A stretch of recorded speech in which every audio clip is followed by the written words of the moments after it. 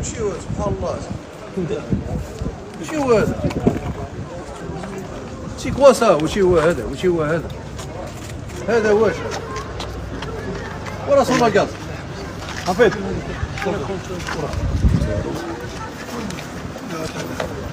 شو هو هذا التوقع تاعكم هذا شوف هذا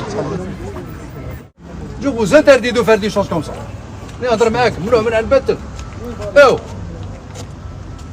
ممنوع من ان نبتل الحوايج هذا كيفاه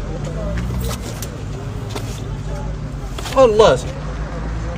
vous l'enlevez immédiatement le compteur هذا tout de suite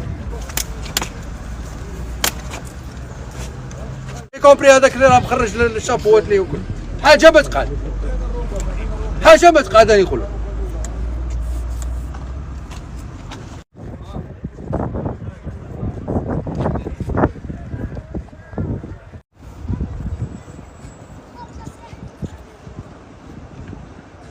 هذه اليوم تطيح هذه وهذيك اليوم يطيحوا اليوم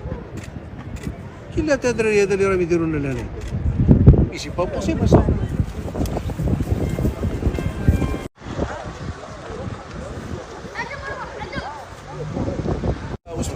تبعت لي جماعه تاع الديريكسيون دو جمهور راه ولا حاجه تقاد ولا شابو يقاد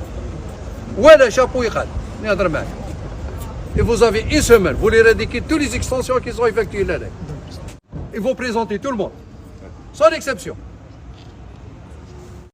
ما لاحظناه من تشويه للعمران على مستوى هذا القطب العمراني هذا ومن توسع خاصة أصحاب المحلات اللي راهم يقوموا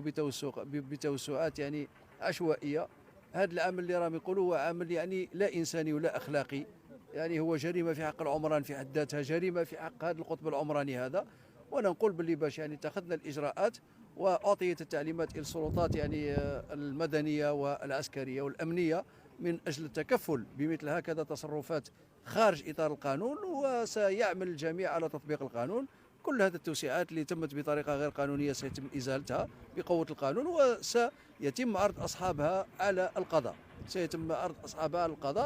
نطلب مرة واحدة أخرى يعني من كل المواطنين أنهم يمنعوا هذا الناس هذو من القيام بمثل هكذا جرائم. لما يجي إنسان يعني عند عمارة ويبني محل بلا شاربونتون بوا، يعني ويجيب له تريسيتي من العمارة ويدير يعني دي ترافو داميناجمون وحده لتمان، فهذا نظن باللي باش يعني عامل لا يقل يعني على القول عنه يعني أبسط شيء أنه عامل إجرامي. فنحن لن نتسامح بمثل هكذا التجاوزات.